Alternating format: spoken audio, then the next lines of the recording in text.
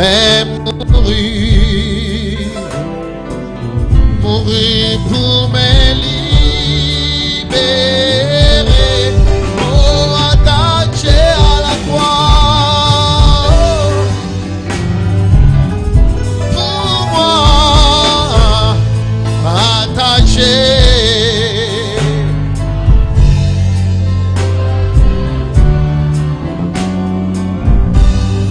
Il a pris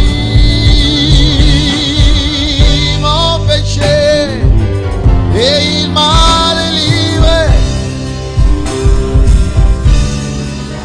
Oh, attaché. Chantons le salut avec nos mains levées maintenant vers le Seigneur. Le Sauveur fut ressuscité, il revient au profond mire. Mon bonheur sera éteint. Oh, attaché. Élève la main vers le Seigneur Jésus.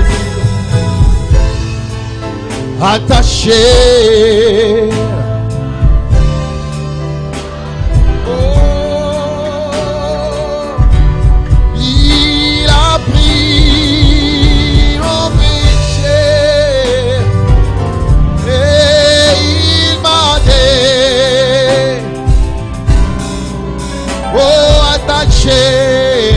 Attaché. Oh, chantons attaché à la croix. Oh, pour moi, attaché.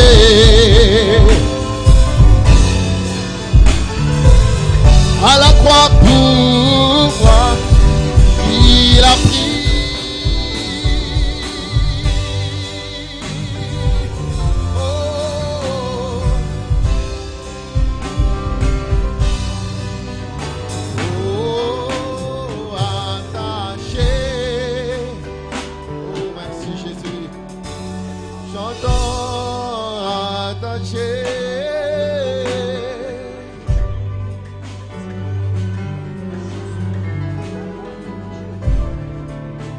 Attaché à la croix.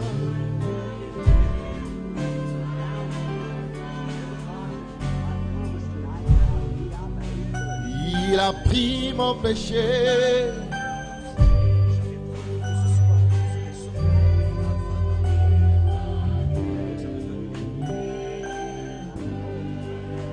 Oh, attaché à la croix.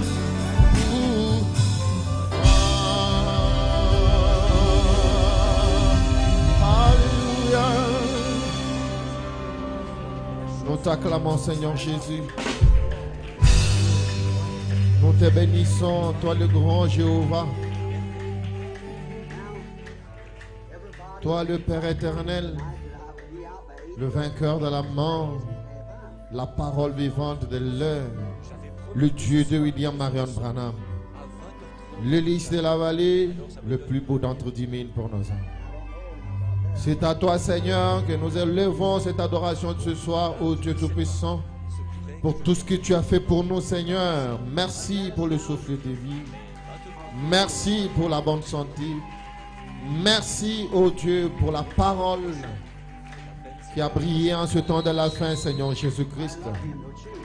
Ô Dieu Tout-Puissant, et merci, Seigneur, car ce soir, nous sommes comptés parmi les rachetés. Tu as permis, Seigneur, que nous venions dans ta présence afin d'écouter ta parole. Il est écrit, l'homme ne vivra pas de pain seulement, mais de toute parole qui sort de la bouche de Dieu. Tu as parlé, Seigneur Jésus, pas un homme, mais toi tu as parlé en ce temps de la fin, Seigneur. C'est pourquoi, ô Dieu, nous sommes venus à hâte, Seigneur, pour écouter ta parole, ô Dieu d'amour, car nous savons que ta parole est la guérison à toute maladie. Ta parole est la solution pour chaque problème. Ta parole donne la paix. Ta parole donne la foi de l'enlèvement. Ainsi, Seigneur, nous disposons nos cœurs. Nous déposons nos fardeaux. Nous déposons nos manquements devant de toi. Seigneur Jésus, prends-les, jette-les dans la main de l'oubli, Seigneur. Et puisses-tu nous recevoir par ta miséricorde et ta grâce. Et donne-nous, Seigneur, ce pain de vie qui va nous fortifier, ô Dieu, qui va nous ramener encore plus près de toi, qui va nous donner, Seigneur, l'énergie pour une bonne marche avec toi, Seigneur. Bénis mon frère, ma soeur. Bénis chaque partie de ce service. Bénis, ô Dieu, le vase que tu vas utiliser ce soir. Nous prions, Seigneur Dieu, que tu puisses l'utiliser, Seigneur, de manière à atteindre, ô Dieu Tout-Puissant, ce qui ne va pas en nous, Seigneur Jésus, afin que, Père, nous soyons guéris en sortant de ces lieux. Bénis notre pasteur. Bénis ceux qui sont en route, Seigneur Dieu. Nous commençons ce service en ton nom et nous croyons, Seigneur, que nous allons quitter ici sous tes bénédictions. Merci, Seigneur Jésus, pour ta présence. Que la gloire, honneur, louange et majesté reviennent à toi seul, le vainqueur de la mort, le Dieu que nous adorons en ce moment, le Seigneur Jésus-Christ. Nous avons ainsi prié avec foi. Amen.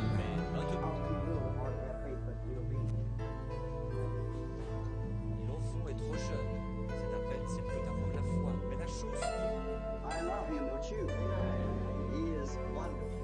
je l'aime, pas vous, il est merveilleux. Que nous saluons notre Seigneur Jésus-Christ. Amen. Salut votre voisin, du tout shalom. Maintenant, vous tous, j'avais promis que ce soir, Salut quelqu'un avec joie. à 20h30 au plus tard, alors ça me donne une demi-heure. Avec joie, salut quelqu'un. Là, je ne sais pas, il se pourrait que je termine un petit peu plus tard que ça. Mais maintenant, l'enfant est trop jeune, c'est à peine s'il peut avoir la foi. Est-ce qu'on peut donner une forte acclamation à notre Dieu? Merci Jésus pour ce grand cri de joie pour notre Seigneur, pour tout ce qu'il a fait pour nous. Ok, je vous prie de vous tenir debout. Nous prenons ensemble le numéro 14. Que ce soir, je serai sorti Montsion, 20h30 au plus là matin, un joyeux lendemain. demi-heure.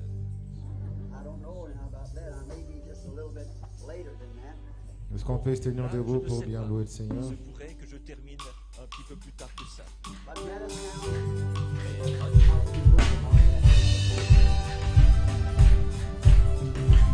Alléluia.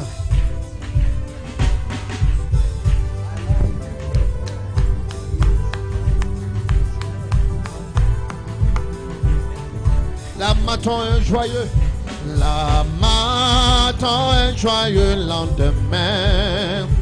Où porte perle s'ouvre la vallée.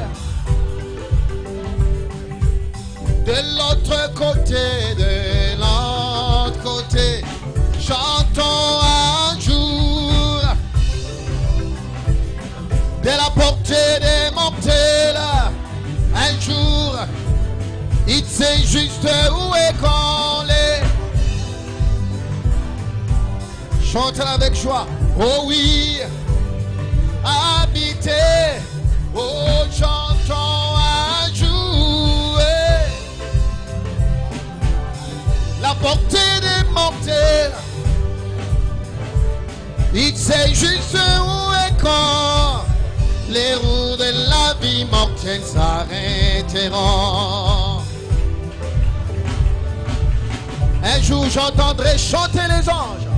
Un jour j'entendrai chanter la loin.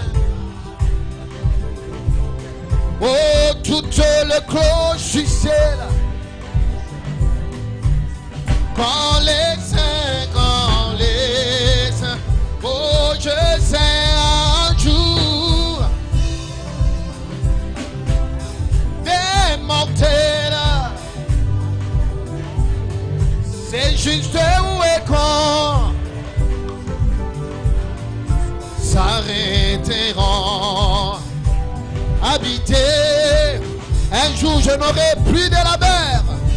Un jour je n'aurai plus mes errances. Oh terrestre, amen. Mes soupirs et pleurs, mes soupirs. Oh un jour, oh, de la portée des mortels. Il sait juste où et quand les roues de la vie mortelle s'arrêteront. Habiter, les nuages sombres se fondront, les nuages sombres se fondent, et la nuit, tous les fardeaux, et poindra le jour, car je sais un jour de la portée des mortels. C'est juste où et quand. Et moi j'irai. Alléluia. Avec nos mains. Come on.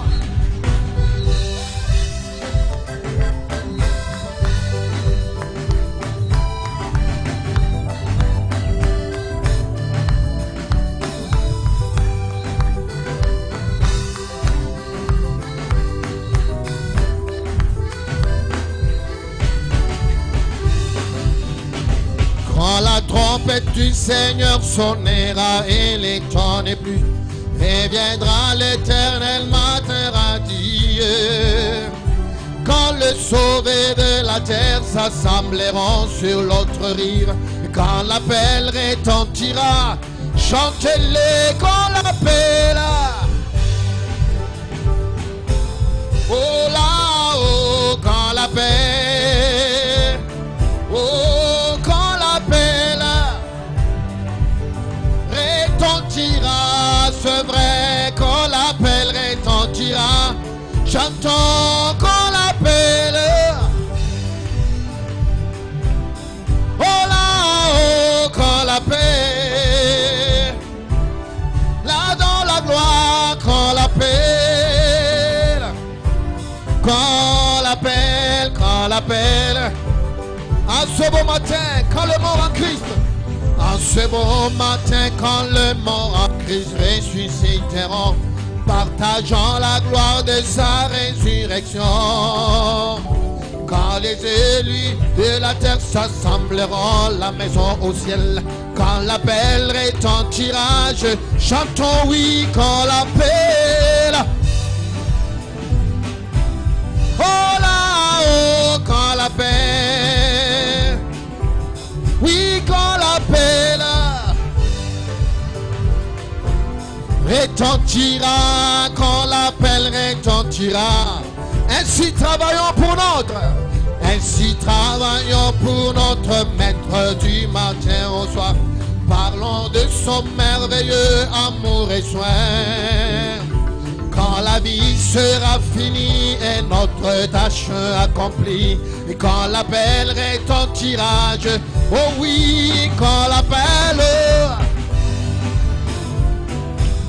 oh là-haut, quand l'appel, oh dans la gloire, quand l'appel retentira, quand l'appel retentira.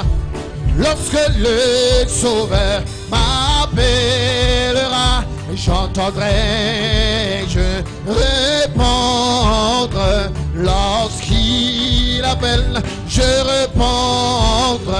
Je serai quelque part pour entendre mon nom, oui, je serai.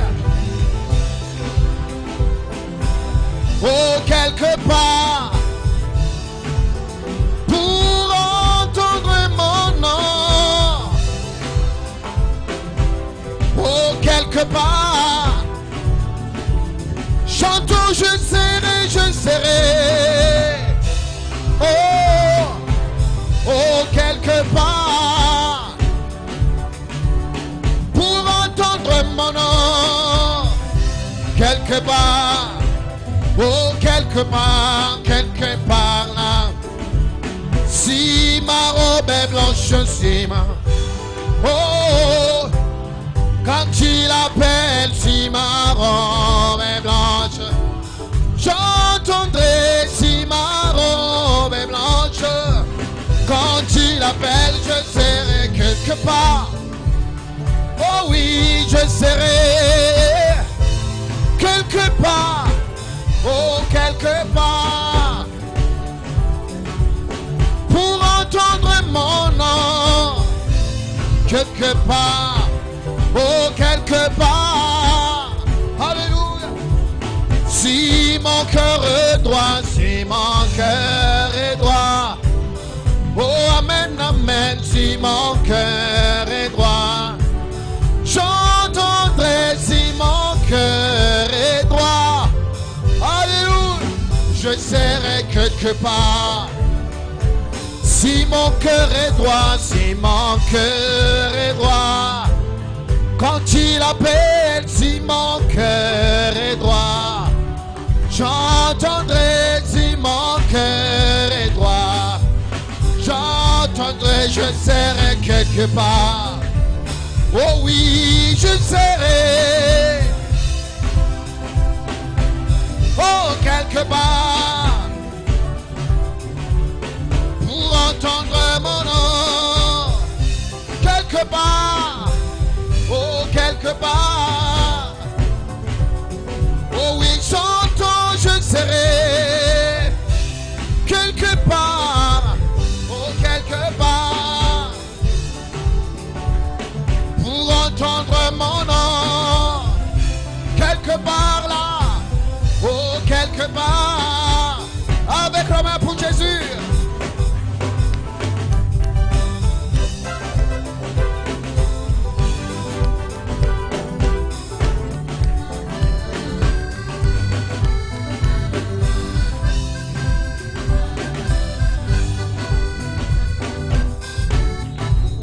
Oh, nous chantons, je serai quelque part là.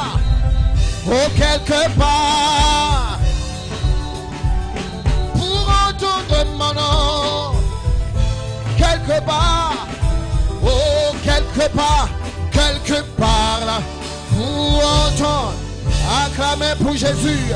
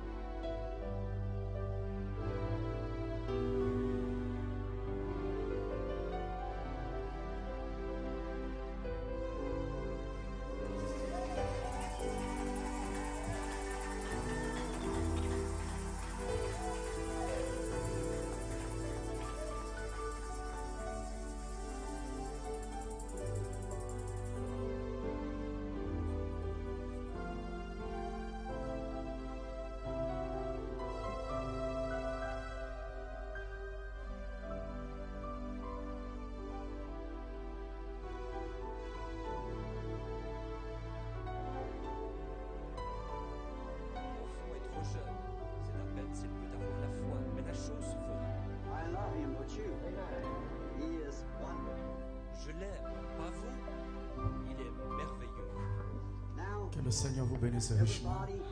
Bwana Mungu amibariki sana. Que Dieu vous fasse du bien ce soir. Mungu awatende mema magharibi ya leo. Salue le voisin à côté de vous. Ulamukie jirani aliye pembeni yenu. Souhaitez-le bienvenue dans la maison du Seigneur. Umwambie karibuni mu nyumba ya Mungu. Prenez-moi un peu, j'ai laissé de l'eau sur la table là au bureau. Parlez à un des honorables. Ne te fatigue pas, salue encore quelqu'un. Hapana kuchoka, salimia tena mtu. Salue 2-3 personnes. Oh là là, que Dieu vous bénisse. Amen. Dites-le, Dieu vous bénisse richement. Amen. Gloire, gloire, alléluia, alléluia, gloire, gloire et gloire, alléluia, Hosanna, gloire. Gloire à Jésus. Alléluia. Que tout soit pour Jésus. Oh, il y a force. Force. Oh, force. Merveilleuse, c'est dans le... Merci Jésus.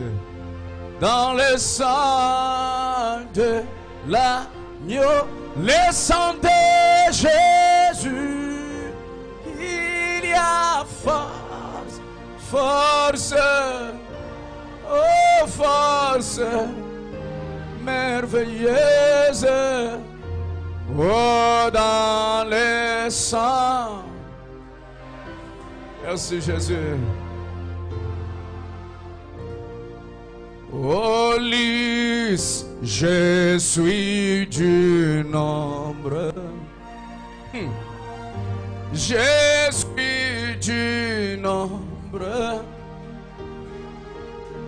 de ceux qui sont vêtu de blanc. Oh, je suis du nombre. Moi, je suis du nombre de ceux qui sont vêtus. J'ai vu ces gens-là. Oh, j'ai vu ces gens-là. Merci Seigneur. Lavés par le sang. J'en les vis tous vêtus de... Alléluia. Oh, j'ai vu ces gens-là. Oh, lavé par le sang.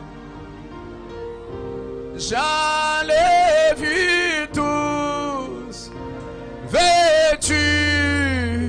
C'est pourquoi j'aimais la vieille manière de prier, chanter. Alléluia. Alléluia. Chante-les avec tout ton cœur. Oh, j'aimais la vieille manière de... Oh, j'aimais. Oh, c'est pourquoi qu'il soit loué. Alléluia. Qu'il soit loué. Hey. Oh, qu'il soit loué. Alléluia. Merci. Bwana Yesu asifiwe. ufalme asifiwe,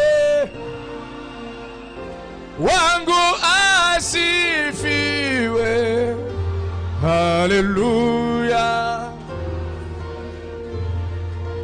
Mukalenga Yesu atumishimwe,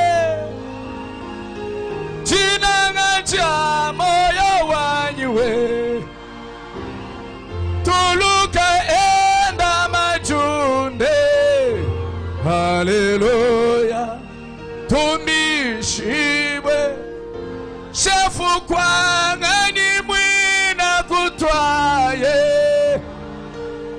kola bujada makwamwe, jikuzi tuluka wenda we. Haleluya. Hatumishimwe.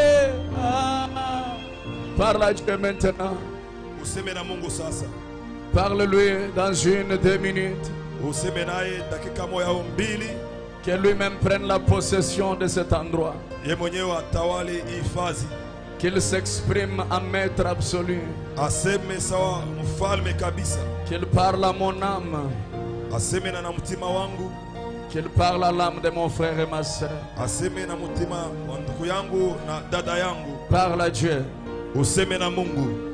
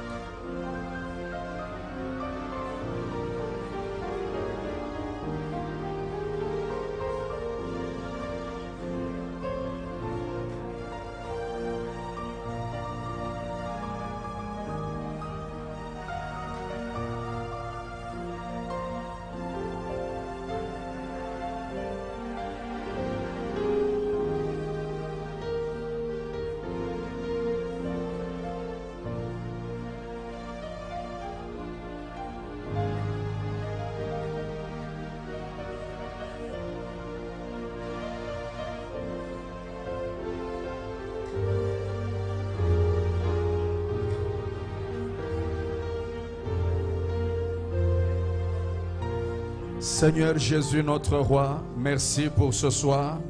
Reçois la gloire, reçois l'honneur. Merci pour ta présence. Merci pour Golgotha. Merci pour Sunset. Merci pour William Marion Branham. Merci pour notre papa Simon-Pierre Lifoko du ciel. Merci pour l'Is Tabernacle. Et merci de m'avoir donné la grâce et l'opportunité de me tenir devant le produit de ton rachat. Alors que nous comptons sur toi, viens brise le pain pour nous. Nous ne maîtrisons pas la chose comme il le faut, mais c'est toi le grand enseignant, c'est toi le grand pasteur, c'est toi le grand évangéliste, et c'est toi qui connais mieux prêcher que quiconque. Nous fermons nos bouches pour que toi tu parles, et laisse que quiconque est venu avec une situation, qu'il retourne à sourire. Accorde-le, Père bien-aimé, pendant que nous le déclarons au nom tout suffisant du Seigneur et Sauveur Jésus-Christ. Accorde-le, Père bien-aimé. Amen. Amen. Ouvrons nos Bibles rapidement. Kwa haraka tufungule mabiblia yetu.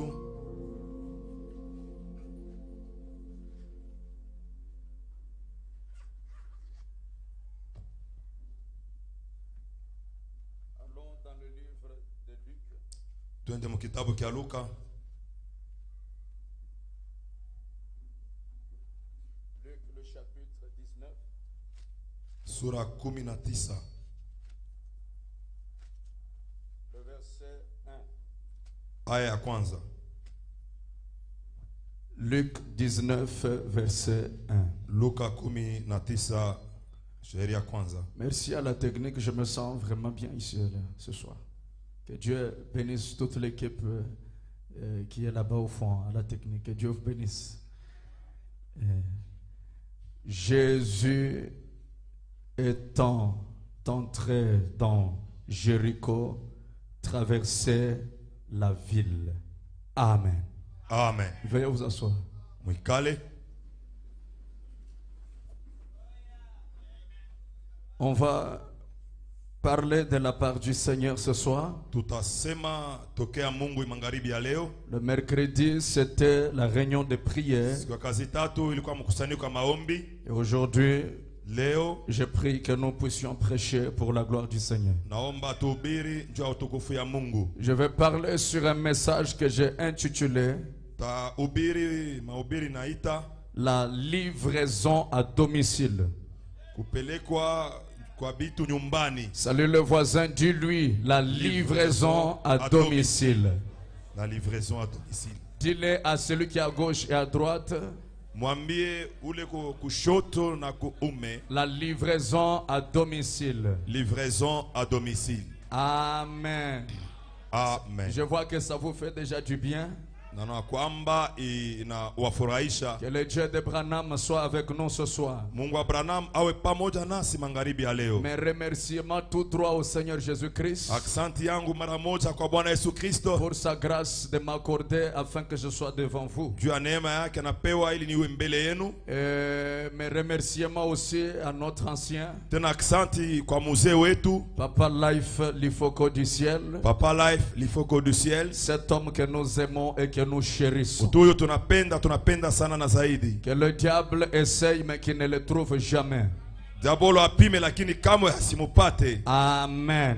Amen. Alors la Bible dit Biblia inasema en Luc 19, Luka 19, Jésus étant entré dans Jéricho traversait la ville. Yesu akisha kuingia Yeriko alikuwa anatambuka muji. Et ce jour ici, il y avait une grande foule qui était derrière lui. Na siku hii kundi mkubwa ilikuwa nyuma yake. Il était entouré de beaucoup de personnes. Alikuwa mwenye kuzungukwa na watu wengi. C'était merveilleux, il y avait beaucoup de gens qui voulaient le voir. Ilikuwa mastajabu na watu wengi walitaka kumuona. Et tellement qu'il y avait l'engouement ce jour-là. Na zaidi watu walichemuka kabisa ile siku. Chaque personne voulait le voir. Mtu yoyote alitaka kumuona. Mais quand vous voyagez au verset 2, lakini mkienda ku haya ya pili, la Bible dit voici un homme riche appelé Zaché. Tazama mtu mmoja mtajiri aitwaye Zakayo. Cet homme était le chef des publicains. Mtu huyu alikuwa mkubwa wa watoza kodi. Écoutez ce que la Bible dit. Sikieni kenye Biblia inasema. Lui aussi à son tour, yeye naye mwakati wake cherchait à voir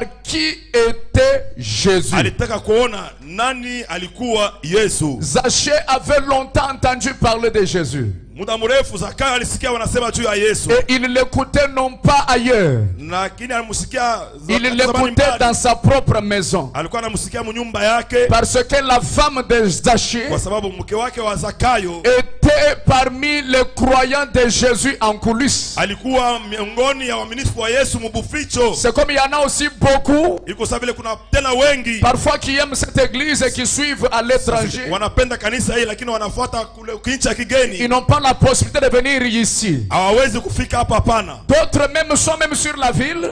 Hata wengine wako ndani ya mji huu. Mais coincés par leurs relations dans des églises avec des pasteurs. Lakini wanabaniwa kabisa na usinao wao na mapastori wao. Mais moi j'ai aimé l'attitude du frère Zaché. Mimi nilipenda hali ya ndugu Zakayo. Il a écouté parler du ministère de Jésus au loin. Alisikia wanasema ndio huduma wa Yesu mbali. Il n'est pas resté au loin en train de critiquer. Hakubakia mbali akisema sema vibaya. Il a appris que Jésus devrait être quelque part. Alipata habari kwamba Yesu alipaswa kwa mahali fulani. Il s'est avancé là où il était. Akasonga mbali kwenye Yesu alikuwa. Dans l'objectif de faire quoi? De voir Jésus. Ili apate kufanya nini? Kumuona Yesu. Envoie-moi un grand amen.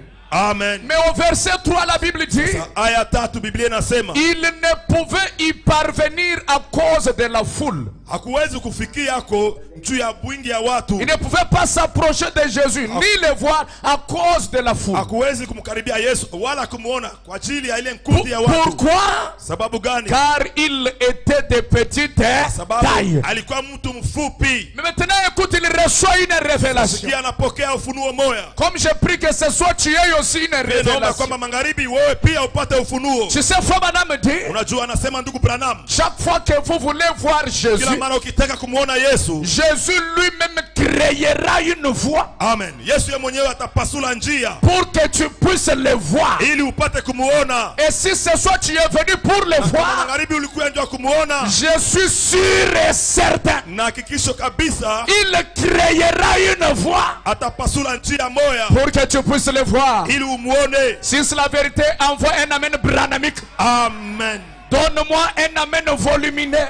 Amen. Alors la Bible dit, Sasa Biblia inasema il monta sur un sycomore pour le voir. akapanda yule ya muti ndio apate kumuona. Parce qu'il devait passer par là. Haleluya. Kwani alipasa kupitia pale. Et il devait passer au lycée ce soir. Alipasa kupitia kolisi magharibi ya leo. Le verset 5 commence à m'attirer encore. Aya 5 inaanza kuvuta angalisho yangu tena. Lorsque Jésus fut arrivé à cet endroit, Yesu alipofika pa nafasi pale, il arrive où? anafika wapi? À l'endroit où était Zachée. Pale penyewe ya Zakayo alikuwa. Zachée au-dessus, Zakayo yulu, Jésus en bas. Yesu chini. Lorsqu'il arriva à cet endroit, Alipofika pa nafasi pale, personne n'a dit à Jésus que quelqu'un est au-dessus. hakuna mtu alimwambia Yesu kwamba huku yulu kuna mtu fulani. Personne n'a informé que Zachée est au-dessus. Hakuna mtu alijulisha kwamba Zakayo yuko yulu. Mais on a vu seulement Jésus dans son cortège. Waliona tu Yesu mkundi yake yenye kumfuata, Il s'arrête sous l'arbre. anasimama chini ya mti. Il lève les yeux Analamucha macho et il dit,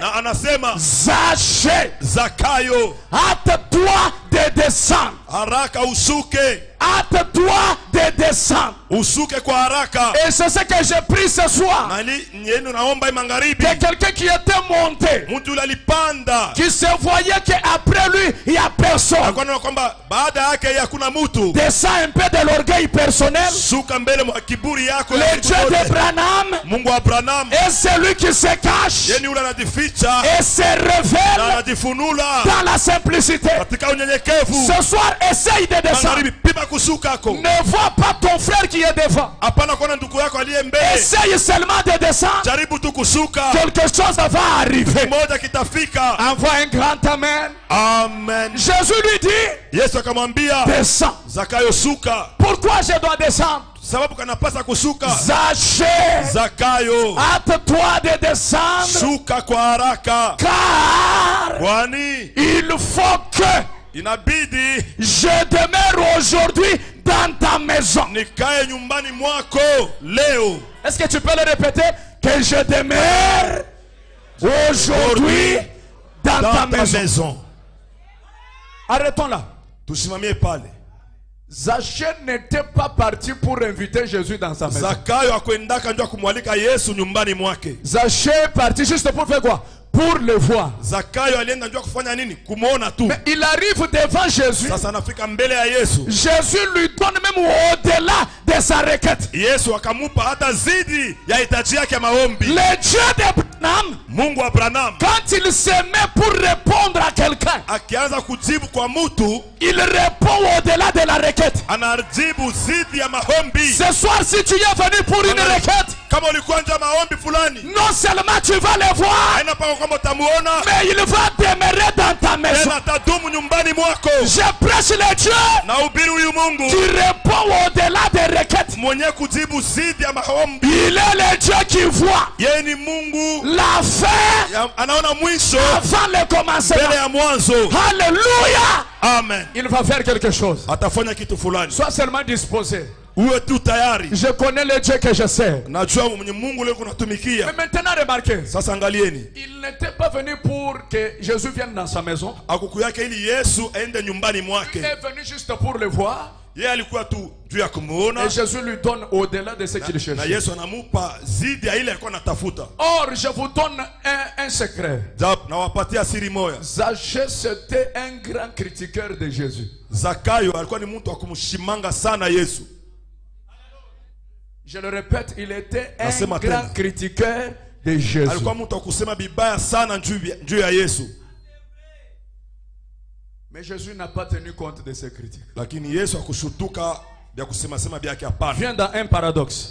Tukuye muile mahubiri paradox. Écoute, au point 113. Nukta yake 113. Le prophète dit, Nabii anasema c'était un paradoxe lorsqu'un petit homme d'affaires de la ville de Jéricho, ilikuwa ni paradox mnene wakati mtu mdogo wa muji wa Yeriko, un critiqueur du Seigneur Jésus, wa kumshimanga Bwana Yesu, était monté dans un sycomore pour se cacher et le voir passer. alipandaka yule mkuyu juu ya kujificha na kumuona wakati ya kupita. Lorsque Jésus de Nazareth est arrivé là, Yesu wa Nazareth alipofika pale en descendant la rue, kushuka njiani, et qu'il s'est arrêté juste en dessous de l'arbre dans lequel se trouvait l'homme, akashimama chini ya muti yule hapo palikuwa yule mutu, il a levé la tête akalamusha kichwa, et l'a appelé par akamwita son nom. kwa jina lake. Là, je vais glisser quelque chose. Hapa taingisha kitu kimoya. Branham dit, Zaché, Branham descends. anasema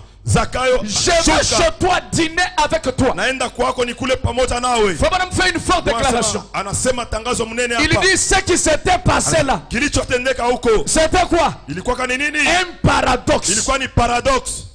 Pourquoi Branham appelle cette scène un Nini paradoxe? Branham anasema ile jambo ni paradox? Il répond, Anajibu, il n'avait jamais vu cet homme de sa vie. haja muonaka mtu yule maishani mwake. Il n'avait jamais posé son regard sur lui. Haja muangaliaka.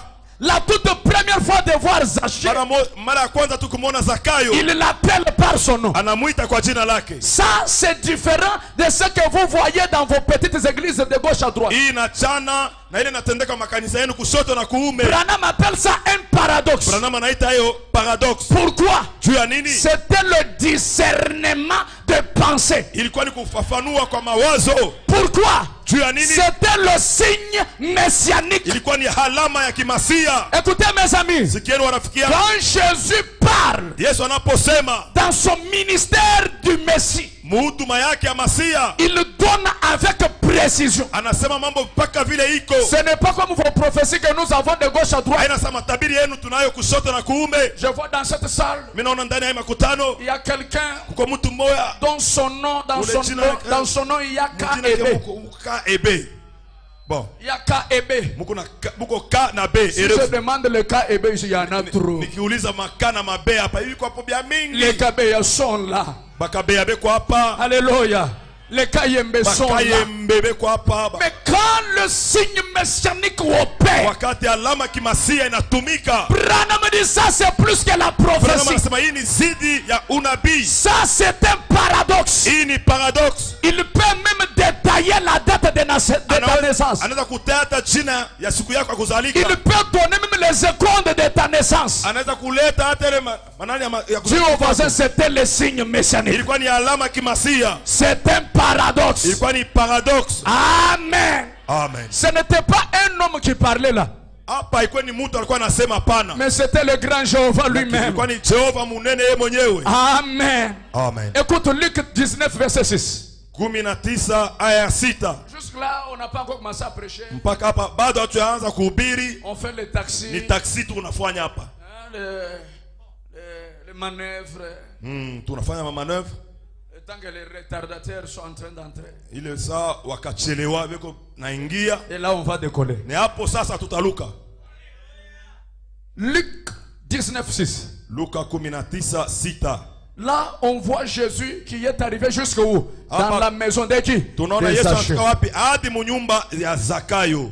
Quand les gens ont su que Jésus est dans la maison de Zachée, Ile saa watu walipata habari kwamba Yesu eko munyumba ya Zakayo.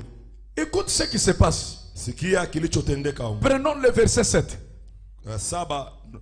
Voyant cela, Wenye kuona ile tous wote murmuraient et disait, walikuwa nasema sema ndani na kusema, il est allé loger chez un homme pécheur. anaingia mu nyumba ya mutenda zambi. Zaché, oui, tu n'as un grand critiqueur, un grand voleur. Ce Zaché que nous connaissons comme étant un grand Jésus critiqueur, est allé loger dans sa maison. anaenda mu nyumba yake. Jésus lui dit, Yesu akamwambia, laisse ceux qui critiquent critiquer. hata wale beko nasema sema bendele na kusema, Laisse ceux qui parlent mal de toi parler. wate wenye kusema mabaya juu yako. Mais aujourd'hui, lakini leo le salut est wokovu entré aujourd'hui. umeingia Dans cette maison. wapi? Ndani ya hii nyumba. Le salut, il ne l'a pas reçu en route. Wokovu akuipokea njiani, hapana. Il ne l'a même pas reçu sur la montagne. Hakuipokea hata yule ya mulima, hapana. Pendant que les gens voyaient le mauvais côté de Zaché, Ile saa watu kwa naona ngambo mubaya ya Zakayo, Jéhovah lui voyait l'obéissance à sa parole. Jehova yeye alikuwa naona utiifu kuneno lake. Il lui a dit descends. Akamwambia suka, Et il est descendu. akasuka. Comme tu as obéi. Vile unatii Aujourd'hui, leo, le salut haleluya, wokovu est entré umeingia dans ta maison. nyumbani mwako. Qu'est-ce qui s'est passé? Nini kwa natendeka? Jésus est allé livrer le salut Yes. dans la maison des Zaché. Alienda kupeleka wokovu mu nyumba ya Zakayo. J'ai envie de le répéter à haute voix. Napenda kuisema kwa sauti ya nguvu. C'était une livraison à domicile. Ilikuwa ni livraison nyumbani kabisa.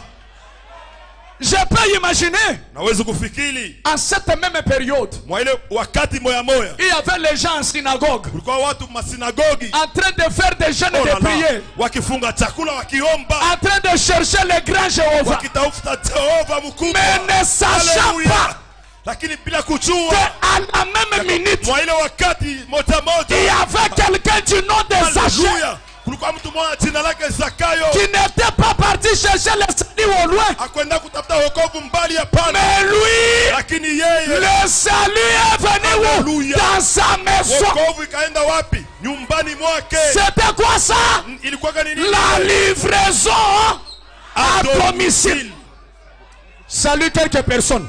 Dites-leur ce soir, watu wachache il y waamini, aura une livraison kutakuwa livraison à moja domicile. nyumbani. Alléluia. Haleluya. Zaché n'a pas donné $100 pour recevoir le colis du ciel. Zakayo akupeleka $100 tu kupokea ile kolia kutokea mbinguni. Alléluia. Haleluya. Là-bas on dit c'est un critiqueur. Kule wanasema na kusema sema. Là-bas on dit c'est un pécheur. Kule wanasema yeye ni mtenda dhambi. Jésus lui dit toi calme-toi. Yesu anasema tulia wewe. Tu as la cabine centrale ici. Uko na cabine centrale hapa. Pendant que les autres prient, Jéhovah regardant au ciel, Sasa wengine wanaomba Jehova akiangalia mbinguni. et ne savaient pas Wao kujuake que le ciel était déjà sur la terre. kwamba mbingu ilikuwa duniani zamani. Plus précisément, Kabisa kabisa. dans la maison des Zaché. Nyumba ya Zakayo. Et c'était quoi ça? Na ilikuwa ni nini? La livraison. À domicile. On prend la livraison Wanabeba bitu à domicile. banakuletea Répète à haute voix. nyumbani. La livraison à domicile. Alléluia. Laisse les gens qui parlent mal de toi Attends, continuer attends. à parler. Wenye kusimanga waendelee kusimanga. Laisse ceux qui voient tes péchés, Hata wenye kuona zambi yako qu'ils continuent à les propager sur les réseaux. kuizambarisha pa mitandao. Qu'on continue à parler à mal de toi dans les Facebook. Waendelee kusema vibaya vyako ma Facebook. Mais ils ne savent pas. Hawajui ya kwamba Jésus n'est pas venu pour les saints. Yesu akuya watakatifu, hapana. Il est venu pour les gens comme les Zaché. Alikuya watu sawa wa Zakayo. Les gens qui ont une mauvaise réputation. Watu wenye kuwa na kavumu mubaya. Les gens qui n'ont pas de repères. Watu hawana kwa kuangalilia, hapana. Les gens qui n'ont pas de plafond. Watu hawana na plafond. Qui n'ont pas de fondation. Wenye hawana na misingi. Voilà les gens que Jésus cherche. Ndio wale watu Yesu Au nom de Jésus-Christ. jina la Yesu Kristo. Ce soir, Hii tu magharibi auras une livraison utapokea livraison à domicile. nyumbani. Envoie amen 3 fois. Amen. Amen. Amen. Dis au voisin, écoute cette citation. Waambie jirani, sikia kwanza mkoo huyu. Dans les puissants conquérants. Ndani ya mshindaji wa uwezo. Au point 36. Nukta yake 36. Frère Branham dit. Nabii anasema. J'ai dit. Nikasema. C'est pourquoi Jésus est mort. Njoo kenye Yesu alikufilia. Il est mort pour qui? Alikufilia nani? Pour vous les pécheurs. Juu yenu nini watenda zambi? Écoute en rouge, lis avec moi dans le rouge là. Munifuata mwile nyekundu. Sa réputation s'est fait. Kavumu yake natendeka. Là où il y a les pécheurs. Amen. Kwenye kuna kwa watenda zambi. C'est vrai. Ni kweli. Le pécheur ne porte pas atteinte à sa réputation. Awaribisake kavumu yake hapana. Mais ce sont les pécheurs watenda zambi qui font sa réputation. Kavumu yake. Amen. Le Dieu de Branham. Mungu wa Branham. Les chercheurs de péchés. Mtu akutafuta watenda zambi. Les chercheurs de péchés. Wakutafuta watenda zambi. Les gens qui ont ce qu'on appelle une histoire bizarre. Wale watu wako na ile wanaita maisha mubaya kabisa. Amen. Amen. Envoie-moi un amen pour que j'avance encore. Amen. Vous savez une vérité. Unajua ukweli moya. Pour que Jésus soit sauveur, il a fallu qu'il y ait un pécheur. Juu ya Yesu awe mwokozi ilifai kuye kwa mtenda zambi. Parfois nous les prédicateurs, saa zingine sisi wahubiri on sert trop le chemin du ciel. Tunafunga sana njia ya mbingu. Comme si le ciel est venu de chez notre grand-père ou de notre village. Ikusa mbingu inatokea kwa tate wetu au mkijiji yetu. C'est bien de cogner sur la vie du péché. Uzuri kupika sana juu ya maisha ya zambi. Mais n'oubliez pas de dire aussi aux gens tena mshisabu kuambia watu que si il n'était pas péché, kama wao hawakuwa watenda zambi, Jésus ne serait pas sauvé. Yesu angalikuwa mwokozi hapana. Branham anasema entre la maladie et la guérison, kati ya magonjwa na uponyaji, qu'est-ce qui a existé avant? Nini tangulia kuwako? Branham dit c'est la guérison. Ni uponyaji. Alors Dieu a permis la maladie pour que la guérison opère. Uponyaji tumike. Amen. On est chez voisin, arrête de me chasser au ciel. Dis-lui ça. Dis au voisin, usinifukuze mbingu hapana. Même s'il ne veut pas te parler, toi parle-lui. Hata kama apenda kusema nawe, wewe useme naye. Dis-lui, c'est pas toi qui as la clé du ciel. Haina wewe ndio kuna fungulo ya mbingu hapana. Ce frère ici, lui c'est terminé. Il ne faut pas l'approcher. Il ne faut pas te traiter avec lui. Comme si le ciel c'est chez toi. Même William Branham qui a reçu la portion, il n'a jamais chassé quelqu'un de là. Envoie-moi un amen volumineux. Amen. Ce soir j'ai envie de prêcher. Laisse-moi lire cette citation pour qu'on attaque ce que je vais vous donner. Dans l'accusation 193. Frère Branham dit, il a dit, vous ne voulez pas venir, vous ne voulez pas goûter de mon souper. Écoutez les paroles de Jésus.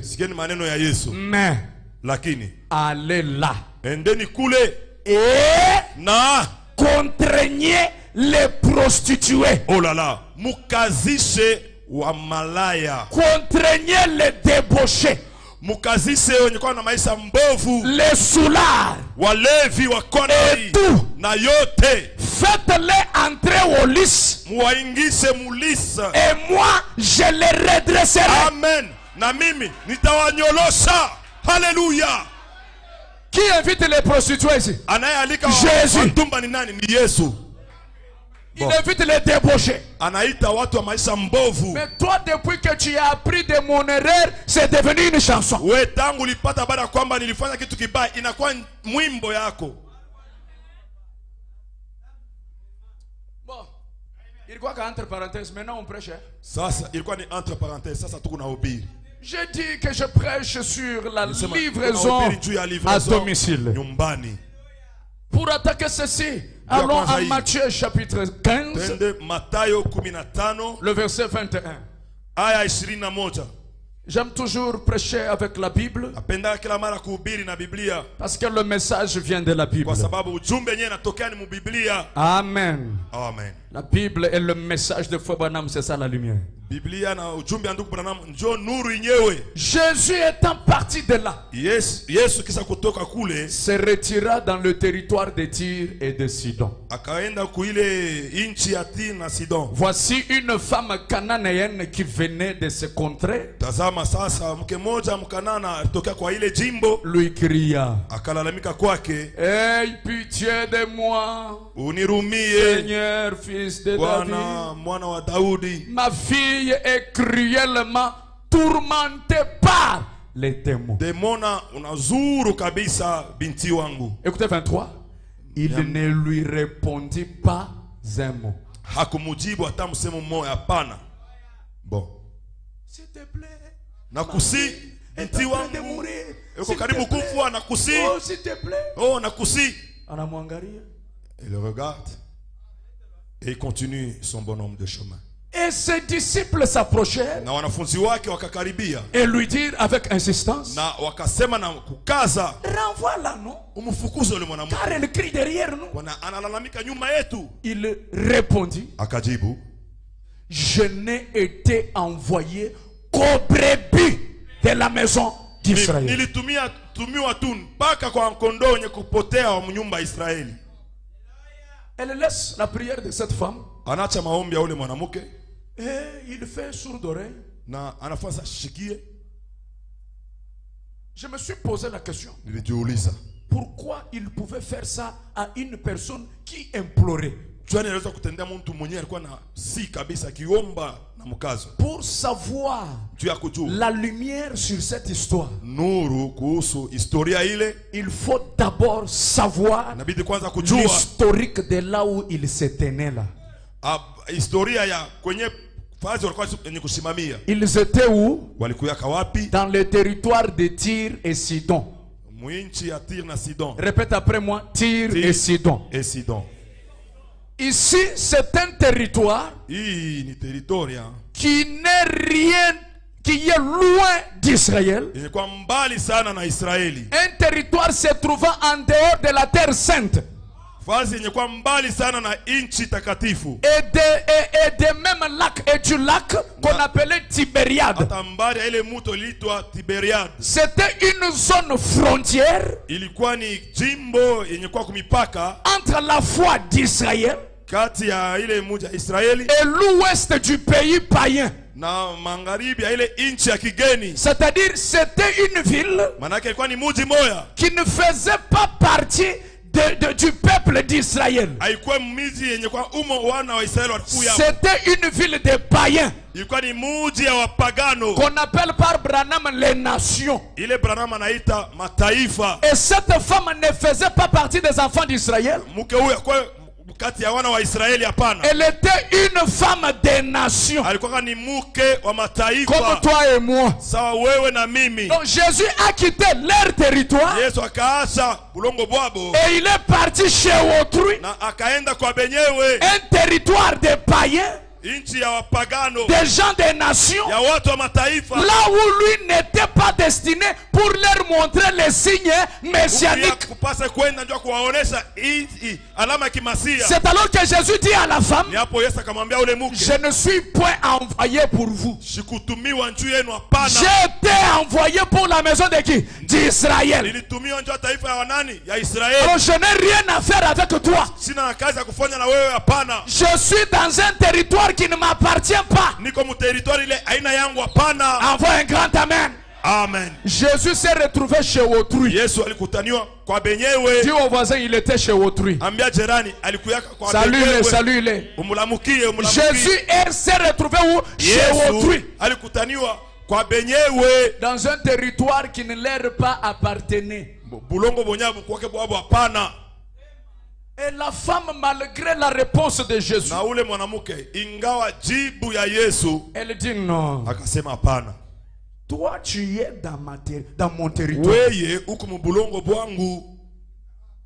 Même si tu n'étais pas venu pour nous, hata kama haukutukuie sisi, hapana, mais comme tu es dans mon territoire, vile uko mbulongo bwangu, en d'autres termes, mon domicile, manake munyumba yangu, je ne vais pas te laisser comme ça. sitakuacha hivi, hapana. Jésus lui dit, Yesu je ne akamwambia, peux pas prendre siwezi kubeba la viande des enfants, nyama ya la watoto, nourriture des enfants chakula ya watoto et donner aux chiens. na kuipatia waimbwa. Même si tu dis que je suis chien, Hata kama unasema niko imbwa, ce n'est pas moi qui t'ai invité dans notre haiko territoire. mimi nilikuita mbulongo wetu, hapana. Comme tu es venu dans notre domicile, Wewe ulikuwa mnyumba yetu, ce soir, hii tu magharibi dois faire quelque chose. inabidi. Envoie-moi un amen volumineux.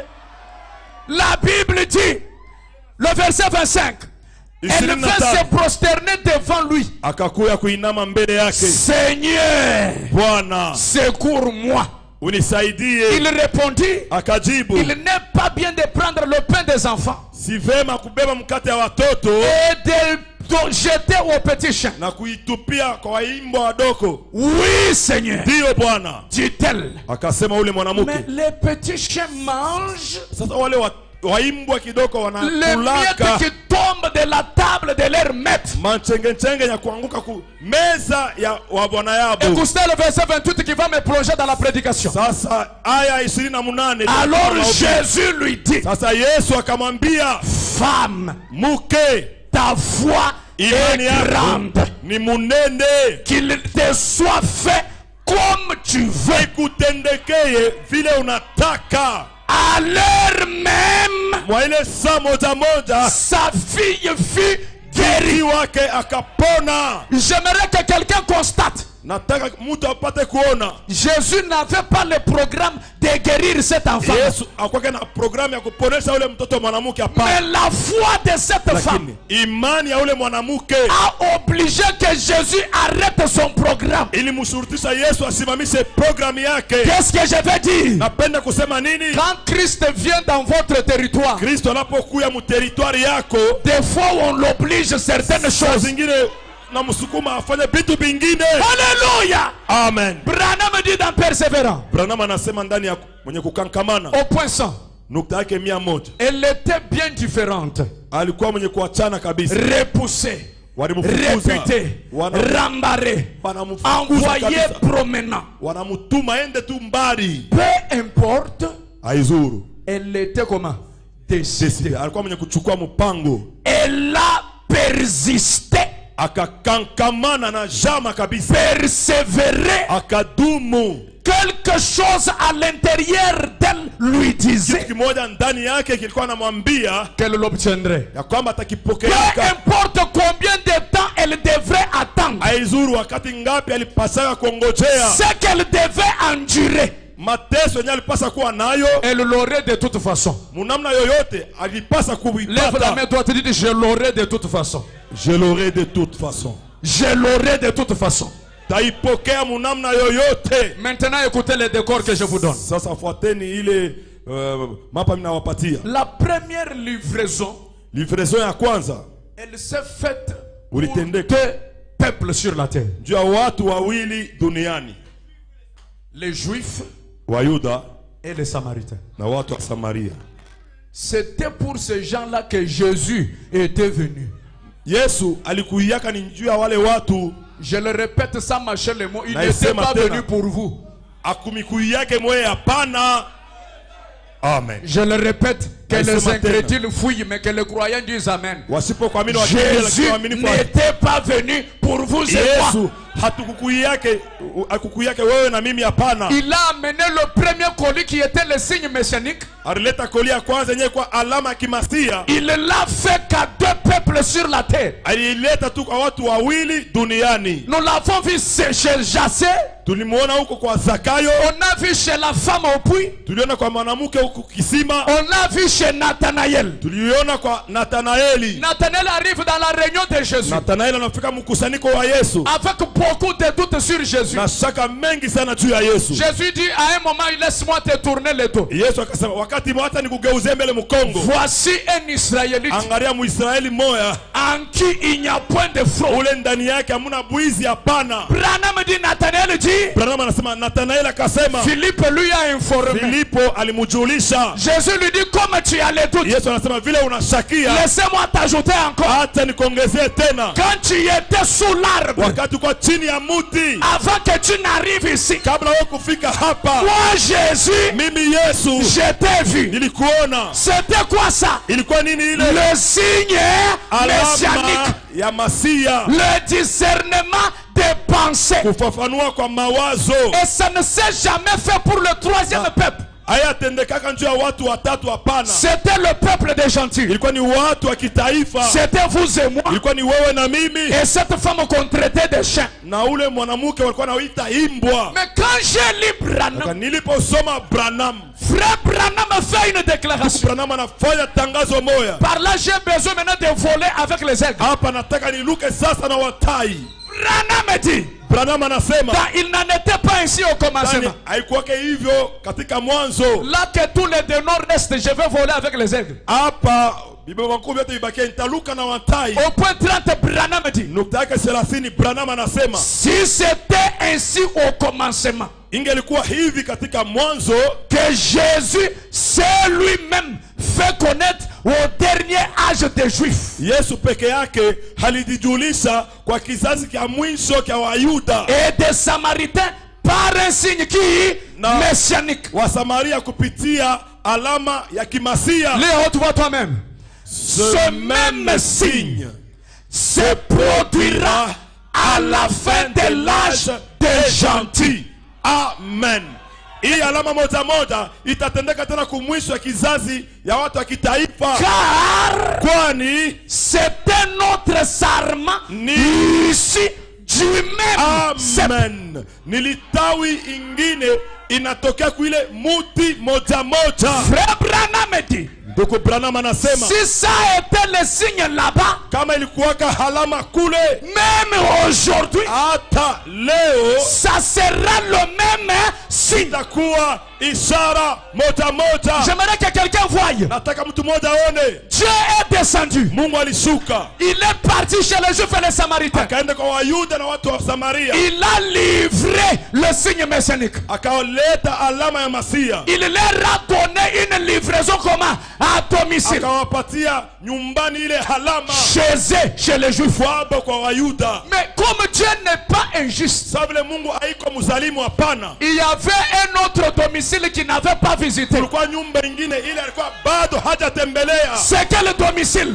Ilikuwa ni nyumba gani? Domicile du temps de la fin. Nyumba ya wakati ya mwisho, Domicile des gens des nations. nyumba ya watu wa mataifa. Si c'était le signe là-bas, Kama ilikuwa alama kule, ça doit être encore le signe inapaswa aujourd'hui. kuwa alama leo. Et Branham dit, Na Branham anasema Dieu ne reste pas avec la dette de quelqu'un. habaki yake na ndeni ya mtu, hapana. Quand il a fini de livrer là-bas chez les Juifs, Alipomaliza kuonesha ile alama kwa Wayuda, il est monté au ciel. akapanda mbinguni. Il arrive là-bas, Anafika kule, il se rend compte, anaona ya kwamba j'ai commis l'injustice.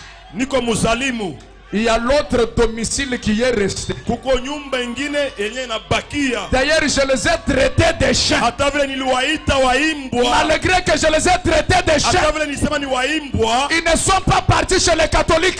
hawakuenda kwa Katolika, Ils hapana. sont toujours restés là, Wakabakia mpaka pale en train de dire amen à la parole. wakisema amina kuneno. Jésus dit, Yesu akasema je dois encore donner une livraison à inafai domicile. tena nilete ile alama nyumbani, Et la même chose qu'il a donné na là-bas, kile kitu kimoja kinyalipeleka kule il doit donner ici. anapasa ukileta hapa. C'est là qu'un jour, Ni hapo siku moja on a vu un homme waliona mtu mmoja qui ressemblait à tout sauf à un prédicateur. mwenye alifanana na vyote kuliko mhubiri. Alléluia. Haleluya! Il s'appelait William Branham. Alikuwa anaitwa William Branham. Il avait une tête qui avait l'aéroport international de la colonne de feu. Alikuwa na kichwa sawa airport ya nguzo la moto. Alléluia. Amen. Un jour, ils sont dans une voiture Siku moja weko ndani ya gari avec un frère. na ndugu moja. Le frère lui dit, Ndugu akamwambia, allons chez moi, tu vas prier. twende kwangu unapasa kuomba. Branham lui dit, entrons dans la voiture. Anasema tuingie garini. Ils arrivent en route. Wanafika njiani, Avant qu'ils n'arrivent à la maison, kabla kufika nyumbani, Branham commence à dire au frère, Branham anaanza kumwambia ndugu, il dit, t'es chez toi à la maison. anasema kwako nyumbani Portail a telle couleur. mulango iko na rangi fulani, La porte a telle couleur.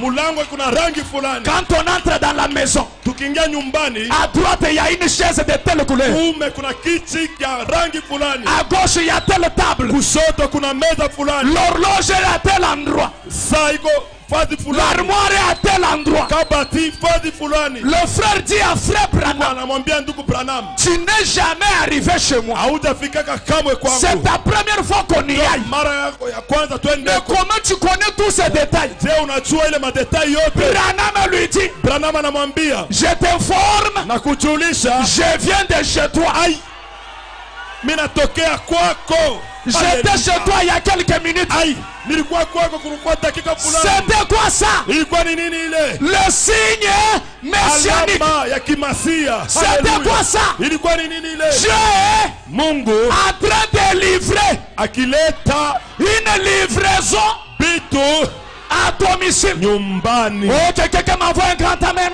Amen. Donne-moi un amen volumineux. Amen. Un jour, Siku moja il y avait le grand frère de Bankswood. kulikuwa kaka yake ndugu Bankswood. Il était un témoin de Jéhovah. Alikuwa kama mshuhuda wa Jehova. Il ne voulait pas que Bankswood soit dans le message. Akupendaka Bankswood akuwe muujumbe, hapana. Il dit, aujourd'hui, je viens voir ton pasteur. Bon, akasema leo naenda kumuona mchungaji wako. Je vais discuter avec Branham. Tabishana na Branham. Lui prouver qu'il ne connaît pas la Bible. Kumwambia kwamba hajui Biblia, hapana. Il arrive chez Bankswood. Anafika kwa Bankswood, Il trouve un homme anakuta mtu mmoja qui ressemblait à tout, mwenye alifanana na vyote sauf à un prédicateur, ila tu mhubiri. en train d'arranger la cour de Bankswood. Haleluya. Eko natengeneza mpango ya ndugu Bankswood. Il arrive et dit, bonjour monsieur. Anafika anasema, "Hamjambo ndugu. Où est mon jeune frère Bankswood? Ndugu yangu Bankswood eko wapi?" Il est derrière la maison. Eko mkongo wa nyumba. Il arrive derrière la maison. Anafika kumkongo wa Il dit, nyumba. Bankswood, Bankswood, appelle ton pasteur Branham. ita pastor wako Branham. Je vais lui prouver qu'il ne connaît pas la parole. Tamuonesha kwamba hajui neno, hapana. Et pendant qu'il demandait Branham, Wakati alikuwa anamuuliza Branham, Banks lui dit,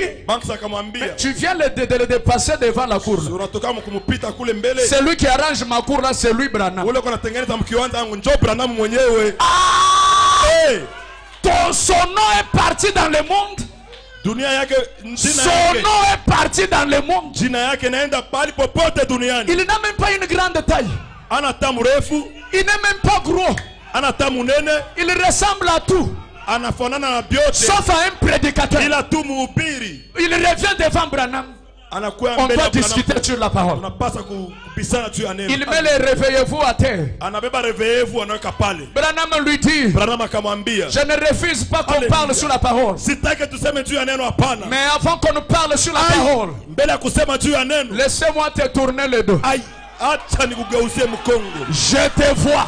Mimi nakuona, Je te vois nakuona dans une chambre d'hôtel musambre moya ku hotel avec une femme na bibi moya, qui n'est pas ta femme. ule haiko bibi yako, hapana. Et je vois à la porte de la chambre, Mimi naona kumulango il y a un homme en train de toquer. kumutu mweko na konkola, Et cet homme qui toque na là, ule mutu na konkola c'est le mari de cette femme. ni bwana yake ya ule bibi, Et tu as bien fait na unafanya mzuri de fuir par la fenêtre ya kukimbilia padirisha, parce que kwa sababu cet homme qui toquait là, ule bwana alikuwa na konkola, ule il avait l'arme alikuwa na silaha pour te tuer. juu ya kuua. Le grand frère de Banks est tombé. Kaka yake ya Banks akaanguka, Il dit, wow, anasema hey, qui est cet homme? ni nani aliye huyu mutu? Qui est cet homme Ni nani huyu mutu? qui connaît les choses Ule anajua vitu que personne ne connaît pas? vile mtu hata moja hajui. C'était quoi ça? Ilikuwa ni nini ile? Dieu Mungu donna akileta la livraison vitu à domicile. nyumbani. Répète à haute voix, Dieu Dieu donna donna la livraison à à domicile. domicile. Un jour, frère Branham, Siku moja ndugu Branham avec un frère, na ndugu moya Ils étaient en train de voyager. walikuwa nasafiri, Et le frère arrête sa voiture. na ndugu anasimamisha gari yake, Il lui dit, il n'y a pas moyen que je continue. anambia hakuna namna ya kuendelea. Hapana, Une pièce vient d'être dérangée. kyuma kimoja kinatokea mkuharibika. Parmi les 4 pièces qui font rouler la voiture, Kwa ile byuma ine binatembeshaka gari, une pièce vient de se casser. kyuma kimoja kinakatika. Branham dit, mais je dois prêcher. Bwana anasema mimi napasa On kuhubiri, doit arriver dans cette ville-là. napasa kufika mwa ile muji. Après un moment, on voit le visage qui change. Wakati mwa wanaona uso unabadilika. Attention, là ce n'est plus un homme. Hapo Keba hanja haiko tena mtu, hapana. Là ce n'est plus le mari de Meda. Hapo haina tena bwana yake Ameda, Là ce hapana. n'est pas le papa de Billy Hapo Paul. haina tena baba wa Billy Que Paul, celui qui hapana. croit qu'il dit Alléluia. Haleluya.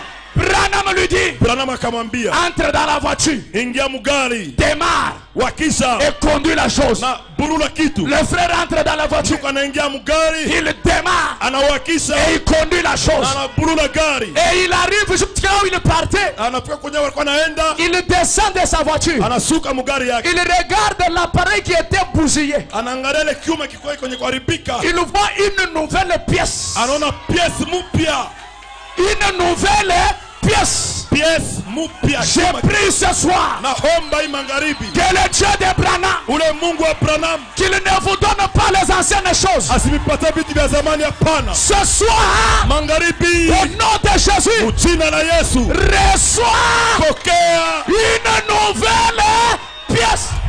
pièce mupya, Nouvelle voiture, gari mupya, nouvelle maison, nyumba mupya, nouvelle élévation, kuinuliwa kupya, nouvelle onction, mafuta mupya, nouvelle guérison. uponyaji mupya, Même les dollars, hata dollars, même les dollars. hata madola, Au nom de Jésus-Christ, mjina la Yesu Kristo, recevez cela. muipokee. Que quelqu'un dise Amen. Alléluia. Haleluya. Dites gloire à Dieu. Gloire à Merci Dieu. Seigneur. Merci Seigneur. C'était quoi ça? Ilikuwa ni nini ile? Une livraison Kupelekwa kwa à vitu domicile. nyumbani. Et ce soir, Na hii magharibi, même si tu me doutes, hata kama unanishakia, même si tu ne me crois pas, hata kama hauniamini, la bêtise que tu as commis, upumbavu wenyewe ulifanya c'est de venir ici. ni kuya hapa. Comme tu y es déjà venu Sasa ici. vile usakufika hapa, Je le répète, nasemulula tena, à Kinshasa, kukinchasa le président des musiciens, ule president wa wisewa il m'appelle, il me dit, ananita, anasema pasteur, ma mère, on a jeté le mbassou. pastor, mama yangu anamtupia ile wanasema Il mbasu, n'y a pas moyen qu'elle marche, elle est toujours dans la maison. hakuna namna kutembea mpaka nyumbani. Le frère là s'appelle Jérémie Foudrach pour c'est lui qui Ndugu veut yake savoir jina qu'il est yake là. ni Jeremie, unapenda kujua, amwite. J'ai dit à l'église, Nikasema na kanisa, j'ai ici un Dieu qui travaille. hapa niko na Mungu anatumikaka, J'ai dit envoyons le feu. tutumeni moto, Que le feu entre dans le corps de cette maman. moto ingie mumwili ya huyu mama, Que ça enlève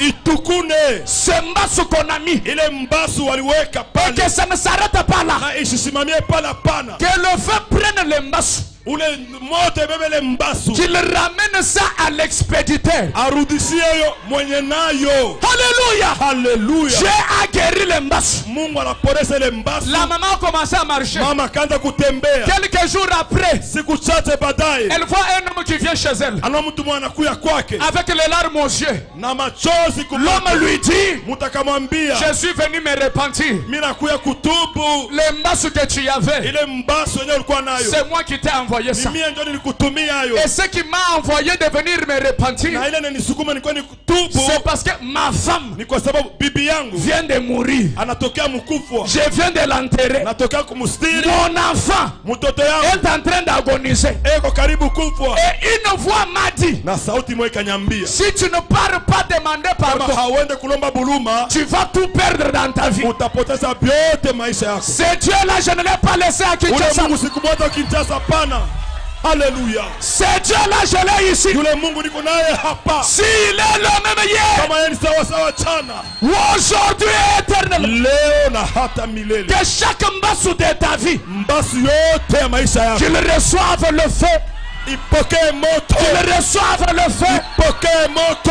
et quiconque t'a envoyé le malheur, Yoyote alikutumia hole, ce soir, hii magharibi nous envoyons tunatuma, retour tunarudisha à l'expéditeur. kwa ule alituma, Répète à haute voix, retour à l'expéditeur.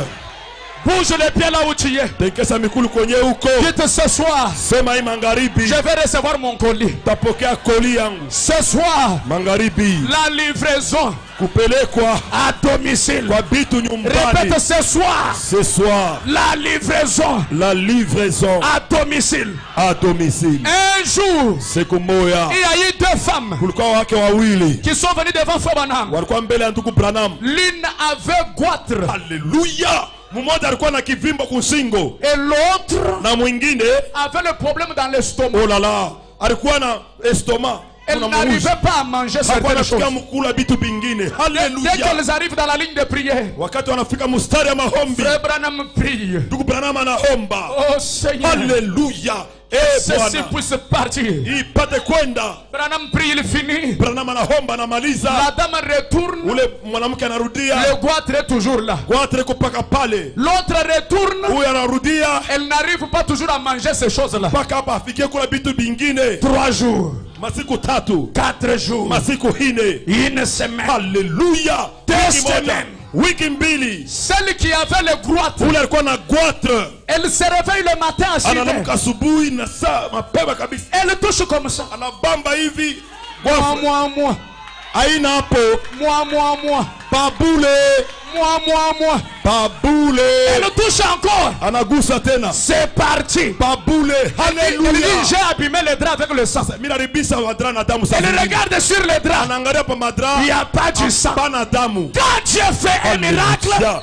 Mungu akitenda muujiza, quand Dieu opère, wanapotumika c'est sans cicatrice. hakuna alama. Que Dieu opère quelqu'un ce soir. Mungu apasule mtu mwa magharibi. Si tu as une maladie qui demande l'opération, Kama una magonjwa na lazimisha kupasuliwa, j'envoie l'ange du Seigneur tuma malaika wa Bwana qu'il prenne les bistouri invisibles abebe bisturi et qu'il asipokuonekana puisse vous opérer. na imipasule. Haleluya! Quand elle voit qu'il n'y a pas de goitre, Wakati anaona kwamba gwatra haina hapo tena, elle se rappelle, eh, mais on était à anakuwa deux. tukua bawili. Haleluya! Que j'aille un peu chez moi, Mukenji. Niende kwanza kwa mama Kendi, Que j'aille lui présenter mon témoignage. nienda nikamshuhudie. Elle arrive chez moi, Mukenji. Anafika kwa mama Kendi, Pendant qu'elle toque à la porte, ile sana konkola nyumbani, elle entend mon Mukenji à l'intérieur. anasikia mama Kendi mule ndani. Alléluia. Haleluya! Gloire à Dieu. Haleluya! Merci Seigneur. Asante Bwana. Alléluia. Haleluya!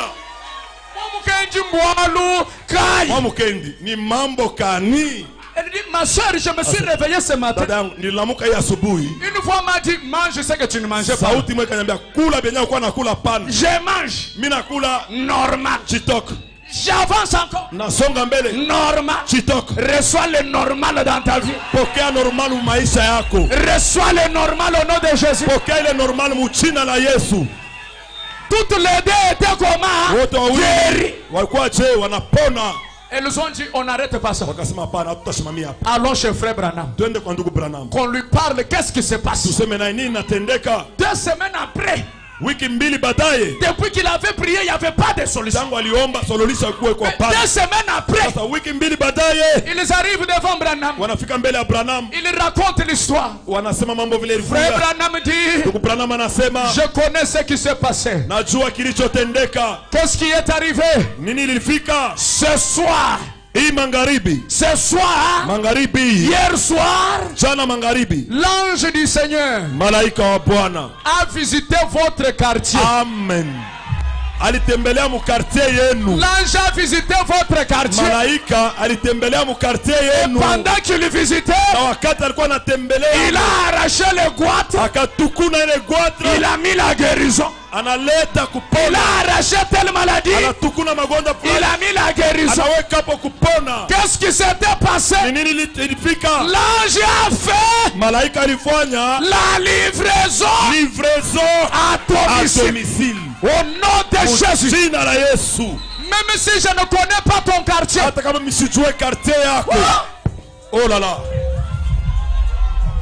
Même si je ne connais pas ton quartier. Hata kama sijue quartier yako. Mais l'ange connaît ton quartier. Lakini malaika anajua quartier Il yako. connaît ton adresse. Anajua anwani yako. Il connaît ton numéro. Anajua namba yako. Reçois la livraison.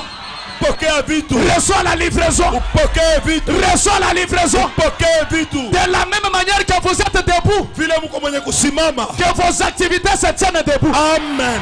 Makazi yenu inamuke. De la même manière Vile que mko vous êtes debout, mwenye kusimama. que vos maisons se tiennent debout. Manyumba yenu isimame. Il y a ici Kuko hapa. plus que Salomon, Zidi ya Salomoni. le Dieu d'Abraham, Mungu wa Branham. le Dieu de l'Ifoko. Mungu wa Lifoko. Je lui ai donné ma jeunesse Nilimupatia buyana bwangu. pour que vous soyez bénis. Ili mubarikiwe. Reçois la livraison. Upokee vitu. Reçois la livraison. Pokea vitu. Reçois la livraison. Pokea vitu. Là où tu travailles, Kwenye unatumika. là où tu travailles, Kwenye unatumika. même si on a mis des choses, Hata kama waliweka hapo vitu. j'envoie l'ange. Natuma malaika. J'envoie l'ange. Namtuma malaika. Qu'il arrive là où tu travailles. Afike kwenye kazi yako. Même s'il y a des choses, Hata kama kuko vitu. l'ange du Seigneur Malaika wa Bwana. a la livraison. Eko na livraison nyumbani. L'ange a la Malaika livraison. eko na livraison nyumbani. Je vois comment le cancer sort dans le corps des Naona gens. vile kanka inatoka mumili ya watu. Que l'ange entre dans ta maison ce soir. Malaika anatosa hii magharibi. Là où il y avait la pauvreté, Pale palikuwa bumasikini. moi je dois t'atukunya. Malaika anatukunayo. Alléluia. Haleluya. Qui peut me dire ça en Swahili? Nani anaweza kusema Mswahili? L'ange va atatukunya. Malaika Malaika atatosa. Malaika atafanya changanyao. Atatukunya. atakuna.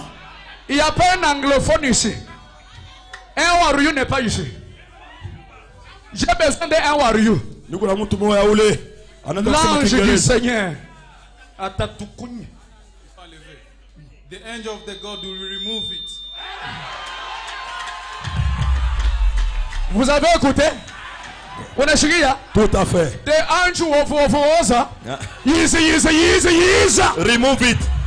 The angel of Oza. The angel of God Yiza. is remove it. Je vais parler ça en chinois. Tasema sasa mukichinese. Mwanje wa Mukaleng. Malaika wa Bwana. Mwanje wa Makanda. Malaika wa uwezo. Kwa jina olujale. Jwai magharibi. Kwa lunashi bobu bwabishi. Hata kama mambo magumu ni aje. Mwanje wa Makanda. Huyu malaika wa nguvu. Ewu kajomona. Huyu anatukunaka Kajomona vitu. sundu. Anatukunaka vitu vibaya. Kajomona masenda. Anatukunaka vitu Au vibaya. nom de Jésus-Christ. Jina la Yesu Kristo. Recevez la livraison. Pokea vitu. Recevez la livraison. Pokea vitu. Sois étonné. Usangale. Sois étonné. Usangaishwe. Tu ne sortiras pas comme tu étais venu. Hautatoka hapa vile uliingia. Je connais le Dieu que je sais. Najua ule Mungu niko natumikia. L'ange est déjà dans la salle. Malaika sasa kufika zamani. L'ange est déjà dans la salle. Eko ndani ya makutano. L'ange est déjà dans la salle. Malaika sasa kunya ndani ya En makutano. train de ravir des problèmes. Akitukuna En magumu. train de ravir des difficultés. Akitukuna matatizo. En train de donner le travail. Akipatiana makazi. L'ange me dit il y a quelqu'un qui a besoin du Saint-Esprit. Malaika ananiambia kuna mtu analazimishwa Roho Mtakatifu. Au nom de Jésus-Christ. Jina la Yesu Kristo. Reçois le Saint-Esprit. Amen. Pokea Roho Mtakatifu.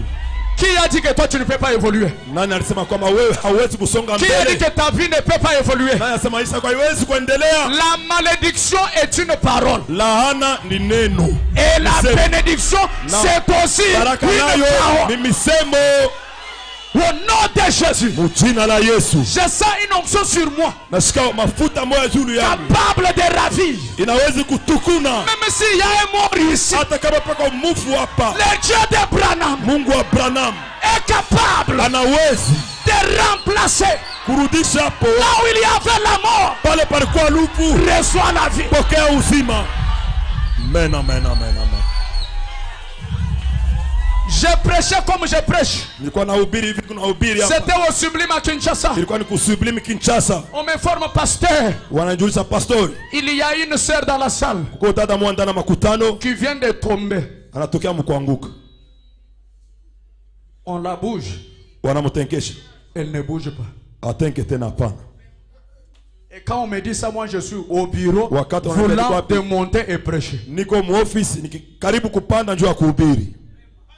J'ai dit aux huissiers allez prier. Nikasema na uisie mwende mkaombe. Ils arrivent, ils prient. Wanafika wanaomba Après, kisha tu gères. sifuru. Ils reviennent, papa, il n'y a pas moyen. Wanarudia tena, baba hakuna namna. Cette sœur-là s'appelait Dorcas. Dada ule jina lake Dorcas. Je suis arrivé là où était la sœur. Nikafika pale palikuwa ule dada. J'ai regardé le corps. Nikaangalia mwili. Ma mère biologique est une infirmière. Mama yangu mwenye kunizala ni Je la regarde. Mimi namwangalia. Les larmes dans les yeux. Machozi mu macho. Elle a essayé toutes les formules de la médecine, zéro. Alipima formuli yote ya wanganga, hakuna kitu. J'ai dit à ce Dieu de Branham, Nikamwambia huyu Mungu wa Branham, j'ai sacrifié toute ma jeunesse. nilikupatia buyana bwangu bote. J'ai sacrifié toute ma jeunesse Nilikupatia buyana bwangu bote. pour ce message. Jua hii ujumbe. Pourquoi tu veux m'humilier devant les païens? Yaani unapaswa kunisusa mbele wa pagano? Frère, Ndogo, Lusanzundukulu papa. nikasema kitu, Lusanzundukulu papa. nikasema J'ai dit à Dieu, nikasema na Mungu, j'ai tout laissé pour ce message. niliacha vyote ndio hii ujumbe. J'ai prié. Niliomba. J'appelle son nom. Naita jina lake. Ça ne réagit pas. Ashitenki hapana. J'appelle la deuxième fois. Naita mara ya pili. Ça ne réagit pas. Haijibu hapana. La troisième fois. Mara ya tatu. La voix me parle. Sauti inasema na mimi. Elle dit, c'est le diable qui veut t'empêcher de ne pas prêcher. Asema shetani anapenda kuzuiza usipate kuhubiri. Monte prêche. Panda ubiri. Elle va te suivre dans la salle. Atakufuata makutano. Hallelujah. Ce soir, suis-moi dans la gloire. Magharibi unifuate mutukufu. Suis-moi dans l'élévation. Unifuate mkuinuliwa. Suis-moi dans les dollars. Unifuate mu madola. Le témoignage que je donne à Adésaïe est là-bas. Est-ce que c'est la vérité? Masuda ni wanaita Ade. Il était là, Adésaïe. Alikuwa pale Adésaïe. Je monte. Mina panda. Et j'ai même changé le thème de la prédication. Kabadilisha hata mahubiri yenyewe. Vous savez, j'ai prêché ce jour-là sur quoi? Mnajua nilihubiri nini ile siku? À l'instant même. Pale kabisa. Penyewe. Il y a certaines choses, Kuna vitu vingine, certaines massages kuna masasi ingine qu'il faut sortir quand il y a problème. inafaa kuitosha kama kuna magumu. Et ce que j'ai amené ici, Na hili nileta hapa c'est parce que toi tu as un problème. kwa sababu wewe kuna magumu fulani. J'ai commencé à prêcher. Nikaanza kuhubiri. À un moment, l'onction est venue, les gens debout comme vous êtes. Wakati wa upako kasuka watu wenye kusimama mpaka J'ai senti la chose que je sens maintenant. nikasikia kile kitu niko nasikia hapa Et sasa. maintenant, Sasa nikasema au nom de Jésus-Christ, mjina la Yesu Kristo, même s'il y a un mort dans les environs, hata kama kuna mufu qu'il reçoive la vie. apokee uzima. Les gens qui étaient avec le corps dehors, Wale watu walikuwa na mwili kule ils nje, disent quand tu as fait cette déclaration, wakati ulisema vile, on a vu le corps, la sœur fait ça. tuna tu mwili fanya hivi. La sœur elle bouge la tête. Dada anatekesa Elle bouge la kichwa, tête. anatekesa kichwa, Elle ouvre les yeux. anafungula macho. Et au moment où je suis en train de prêcher, Hapa niko na ubiri, c'est ma mère qui entre avec elle dans la salle. ni mama yangu ako naingia naye ndani ya makutano. Frère, vous ne savez pas l'onction que j'ai senti. Amujue ni upako karibiri sikia, Et elle est montée devant. na alipanda kumbele Elle a témoigné. akashuhudia. Le même Dieu, Ule Mungu moja moja je l'ai ici maintenant. niko naye hapa Même sasa si hivi. ton travail est mort, Hata kama kazi yako je imekufa, déclare au nom de Jésus, nasema mchina na Yesu, reçois la vie. amen. Pokea Même si uzima. tes enfants sont impolis, Kama watoto wako wanakosa adabu, je réédite que tes enfants na waadhibishe tena watoto wako. montent encore, Panda montent tena, encore, panda tena, montent encore, panda tena, montent encore. panda tena. Impacté dans ta famille. Usausi maisha yako, Deviens le leader de ta famille. kuwa kiongozi mchama yako, Deviens le numéro 1 de la famille. uwe namba wa kwanza mchama yako. Au nom de Jina la Jésus. Yesu, amen. Dis au voisin, Mwambie jirani comme tu es debout. vile uko mwenye kusimama. Dis-lui comme tu es debout. Mwambie vile uko mwenye kusimama. Écoute cette hésitation. Sikia hii citation. Dis-lui comme tu es déjà Mwambie debout. vile usha kusimama. Écoute cette citation. Sikia hii mko. Dans la rédemption par la puissance, Ndani ya ukombozi kwa uwezo. Dieu ne peut pas seulement livrer la livraison à domicile au niveau messianique Non, et manquer de nous donner des livraisons au niveau de nos vies sociales. pas du tout. Mungu hawezi kupatia paka vitu vya kiroho, lakini juu ya maisha yetu ya siku yote anakosa kupatia. Hapana. Branham dit, Branham anasema, laissez-moi vous poser une question maintenant. amen, amen, amen. Mwache niwaulize kitu kimoja hapa sasa. Chacun de vous Kila mmoja wenu qui étiez debout wenyewe kwa wenye kusimama, et qui sait que quelque chose lui est arrivé pendant qu'il était debout, wanataka levez la main. kufikia wakati alikuwa alamushe mkono. Branham dit, Branham anasema levez tout simplement la main. lamusha tu mkono Si vous savez que quelque chose vous est arrivé. ukijua kwamba kitu kimoja kimekufikia. Branham voit ta main. Branham anaona mkono yako, Il te dit anakwambia que Dieu vous bénisse. amen, Mungu amibariki. Il répète encore Anasema tena que Dieu vous bénisse.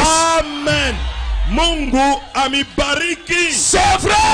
Ni kweli, Absolument, mes amis. warafiki yangu, Absolument. kweli kweli. Je me suis tenu debout. Nimesimama bwima. Chérie Branham, lisez toi-même. J'ai vu ici, juste à l'instant, le même ange dont je parle circuler ici à travers ce bâtiment, le même ange du Seigneur. La colonne de feu, au cours des 5 ou 10 dernières minutes, j'ai prêché sous cette inspiration-là. Je sens cela.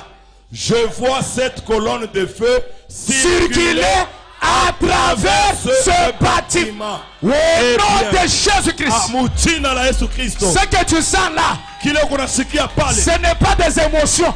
ana miwasho Ce que tu sens là, penye unasikia pale c'est la colonne de feu ni nguzo la moto qui est en train de circuler. yenye iko mkutembea Frère tembea. Branham dit, Ndugu Branham anasema chaque fois que vous voyez cette photo, kila mara mnapoona hii c'est picha la preuve ni hakikisho que cette même colonne ya de kwamba feu hii nguzo kubwa ya moto moja moja est dans la salle. iko ndani ya makutano. Oh, toi colonne de feu, Ewe nguzo la moto, l'heure est arrivée. saa imefika. Sors de la photo. Haleluya, utoke mule mupicha, Sors de la photo. toka mule mupicha, Entre au lycée tabernacle. ingia mwekalu lisi. Que ces gens sachent Hao watu wajue que je ne fais pas le bruit ya inutile. kwamba sifanye makelele ya bure, Mais tu es là. lakini uko hapa. Traverse les allées. Tambuka mavazi, Ravis les maladies. tukuna wa magonjwa, Ravis les problèmes. tukuna magumu, Ravis les difficultés. tukuna matatizo. Frère Branham dit, Ndugu Branham anasema je n'irai jamais avec la colonne de feu. kamwe sitaendaka na nguzo la moto, Elle hapana. va rester Itabakia avec l'épouse de Jésus. na bibi harusi wa Yesu. Sois béni. Ubarikiwe, Sois pardonné. usamehewe, Sois élevé. uinuliwe. À partir de ce soir, Kuanzia magharibi ne fournis plus les efforts. usijikaze tena, pana. Sans effort, Bila kujitoa tu es fort. uko na nguvu. Reçois ta livraison. Pokea vitu vyako, Reçois ta livraison. pokea vitu vyako. Quand le pasteur reviendra, Wakati pastori atarudiaka tena, qu'il trouve ton témoignage. akute ushuda yako. Au nom de Jésus-Christ, Mujina la Yesu Kristo, soyez bénis.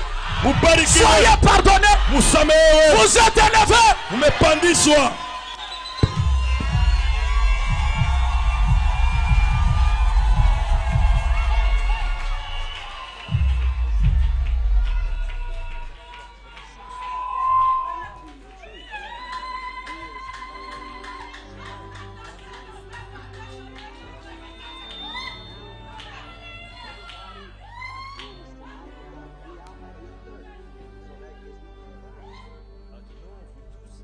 J'avais promis que ce soir je serais sorti.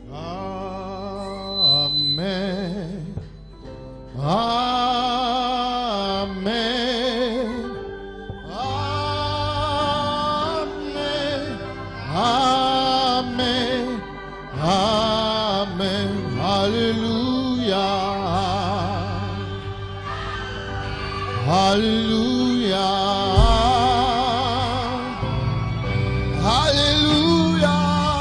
Hallelujah. Amen. Amen. Chantons Alléluia. Oh, Alléluia. Oh, Alléluia. Amen. Amen. Oui, je le crois. C'est la parole de Dieu. Oh, je suis béni. Amen. Amen. L'ange est présent. Il est ici. Oh, pour te bénir. Oh, amen, amen. Chantons alléluia. Oh, alléluia. Alléluia. Amen. Amen.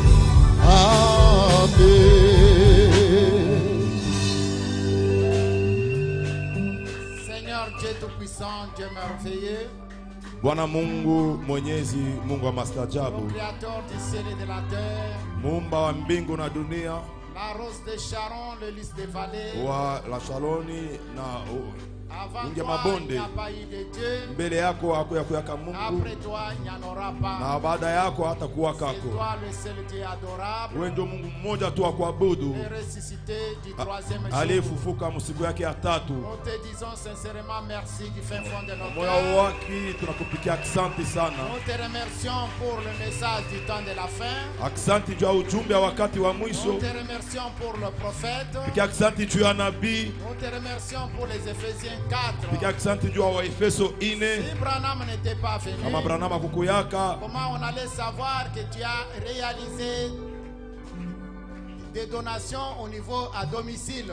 tungelijua aje ya kwamba ulipatia watu nyumbani vitu nyumbani. Oh, merci toi le roi des rois. Oh, aksanti wewe mfalme wa wafalme, Merci toi le créateur du ciel et de la terre. aksanti wewe muumba wa mbingu na dunia. Il est vrai que ce que tu as réalisé à l'est, Kweli kile ulifanya huko mashariki, tu l'as réalisé aussi à l'ouest. tena unakifanya huko Et magharibi, comme tu nous avais dit la fois na passée, vile utuambia wakati uliopita, au lieu que les gens suivent le Fils, bali pa watu kufuata mwana, mais eux rentrent là où était le Fils. lakini wao wanarudia kwenye mwana Oh, alikuwaka. la révélation aujourd'hui Na ufunuo leo basi, est au coucher du soleil Père. wakati ya kujua kuanguka Baba, Et la gloire, puissance, majesté te soit rendue. utukufu, ukubwa na uwezo urudie kwako. Bénis le vase que tu as utilisé ce soir. Bariki chombo kenye ulitumia hii Le magharibi, pasteur Grace Mutombo. Pastor Grace Mutombo. S'il y a un lendemain, Kama kukuta na masiku ya que kesho, tu nous donnes encore une opportunité unatupatia tena bahati d'être autour de la table de ta kuwa parole, tena kando kando ya neno nous lako. te bénirons, nous te glorifierons. Tutakubariki na Là kukutukuza. que nous sommes arrivés à la Hivi fin, basi tumefika kumwisho, accompagne tout un chacun de nous, usindikize kila mmoja wetu, sachant que toi, Dieu, kujua kwamba wewe Mungu tu as libéré des milliers et des milliers des anges unachilia wa maelfu na maelfu ya wamalaika pour accompagner tout un chacun de nous. jua kusindikiza kila mmoja wetu. Espérons que le dimanche, Natumia kwamba siku ya nous Jumapili allons encore nous retrouver en cet endroit. tutakutaniwa tena pa nafasi hapa. Au nom de notre Seigneur et Sauveur Mjina na Jésus-Christ, Bwana na Mwokozi wetu Yesu nous Kristo, t'avons ainsi prié. tunakuomba hivi, Toi, le Dieu de William wewe Marion Mungu wa Branham, William Marion nous Branham, avons demandé ici. Amen. tunaomba hivi, amina. Que Dieu vous bénisse. Mungu amibariki. Et pendant que les paniers sont en train de passer, Wakati vitunga viko mkupita, on nous a signalé que le pasteur Pascal est déjà à Kin. wanatujulisha kwamba Pastor Pascal ashafika mji wa Kinshasa. Je pense, Dieu voulant, demain il sera avec nous ici. Nafikiri kwamba kama ni mapenzi ya Mungu, kesho atakuwa pamoja nasi. Au même moment là, il y a aussi frère Silas qui est arrivé aussi à Pointe-Noire. Mwile wakati moya moya, ndugu Silas na yeye anafika huko mji wa Pointe Noire, Comme le programme était trop surchargé, na vile programu ilikuwa mingi kabisa. je pense à l'heure qu'il est, il est aussi en train d'apporter la parole. Nafikiri kwamba mwi wakati moja moja eko mkuleta neno la Mungu kule. Au reste, que Dieu vous bénisse. Inayobaki Mungu amibariki.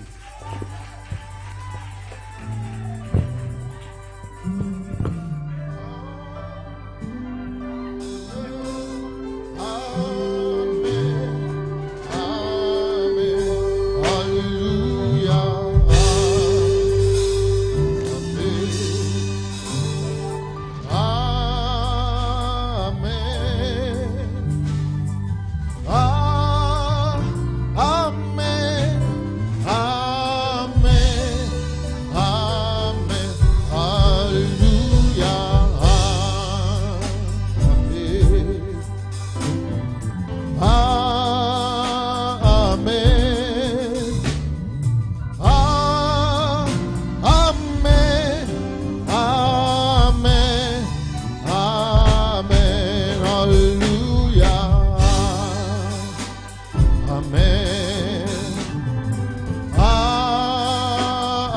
Amen.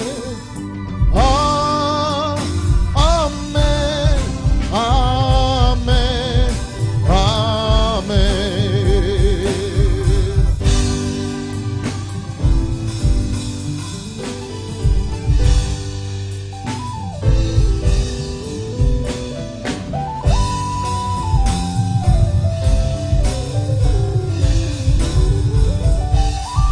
La Bible est vraie, ah, je crois en elle, ah, c'est le vent de vie, ah, Amen, Amen, Amen, le message est vrai, ah, c'est la parole de Dieu, ah, c'est la vie, ah, Amen, Amen, ah, oh, Alléluia, Alléluia, Alléluia, oh, Amen, Amen. Alors ça me donne une demi-heure. Bon, là, je ne sais pas. Il se pourrait que je